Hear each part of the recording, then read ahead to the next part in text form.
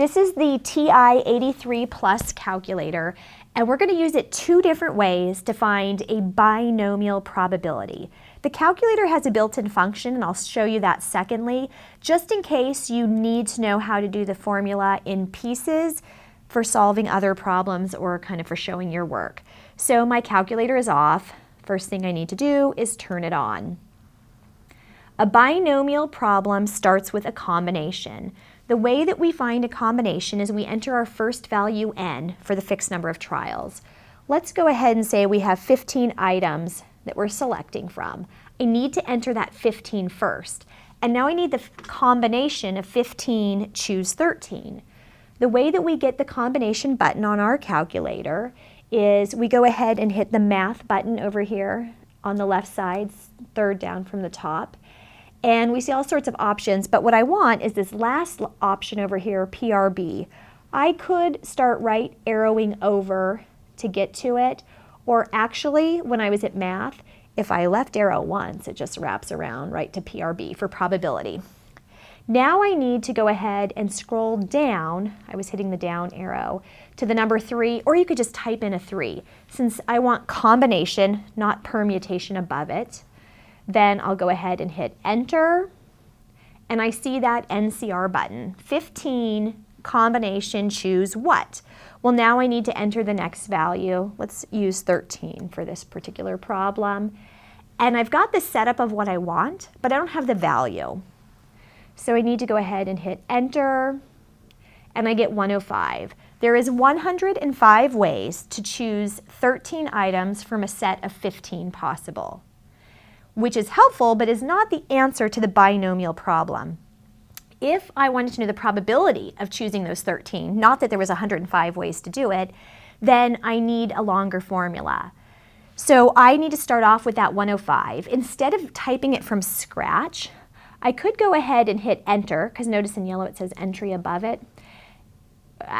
Sorry, actually I'm wrong. I wanted to hit answer. Instead of copying it over, I'm going to hit second and the minus sign, and it'll take the answer from the line above. And I want to multiply that, or I could have hit just times and it would actually automatically say ANS for answer. I want to multiply that with the next piece. I'm going to use a bunch of parentheses to get this all worked out. So my next piece is p to the x power. Let's assume there is a 0.6 probability of picking a single one of those 13 items. But if we're going to be picking 13 of them, we need to take this to the 13th power. So over here on the right side, we have the top half of a triangle to get us into exponent mode, and we're going to take it to the 13th power. Now I want to go ahead and close that parenthesis and multiply a new parenthesis set, which is Q, the probability of not picking one of those 13 items, which is found by 1 minus P. So 1 minus 0.6 is 0.4. So I need 0.4 to the power of, well, the formula is n minus x, or n minus r for us. So 15 minus 3 is 2. Oh, I was just squaring it. I could have used that button, but I was ready for any exponent that came my way. This is wrapped around the screen. Don't worry about that, but I do want to close it off and then go ahead and hit enter.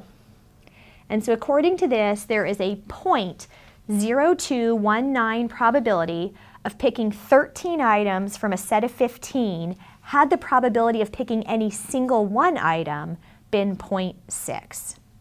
Now there's also a second way of solving the same problem, which this calculator has a built-in function. If I had come over to the VARs button, above it it says DISTR for distribution. Since it's in yellow, I'm going to hit second and VARs to get a list of distributions. The one I want is not here, but I've got an arrow at 7, which means I can keep arrowing down. There we go. My 8th, 9th. Okay. Now be careful, because when you arrow down, there's two binomials.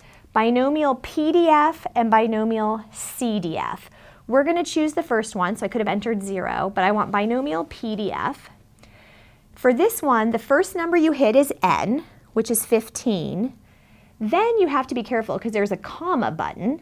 You're going to come hit comma and do not hit 13 next.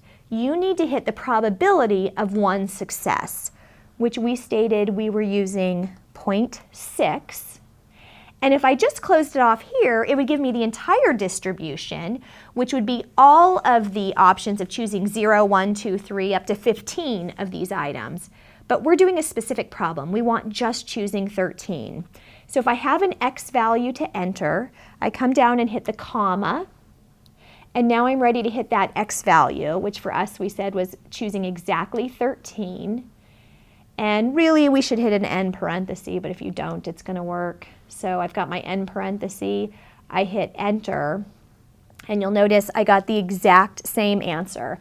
The probability of choosing 13 items, if there was a 0.6 probability of choosing any one, from a set of 15 is 0.02194, etc. And that is the TI-83 plus for a binomial probability.